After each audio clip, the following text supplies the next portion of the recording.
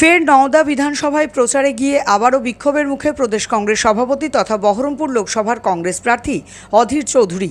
শনিবার নওদা বিধানসভার দমদমা শ্যামনগর থেকে পায়ে হেঁটে প্রচার শুরু করেন তিনি।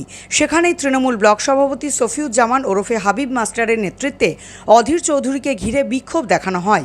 ওঠে অধীর চৌধুরী গো ব্যাক স্লোগানও।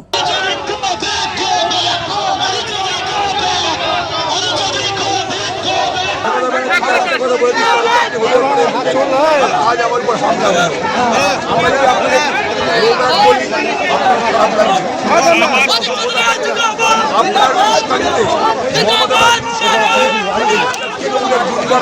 তারা আমার উপর হামলা করবার চেষ্টা করেছিল। আমি ওখানে বসে বসে বলেছি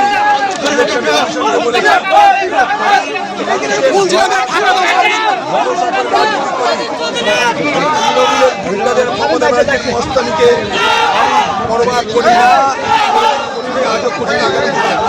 কংগ্রেস কর্মীদের সঙ্গে তৃণমূল কর্মীদের ধস্তাধস্তিও হয়।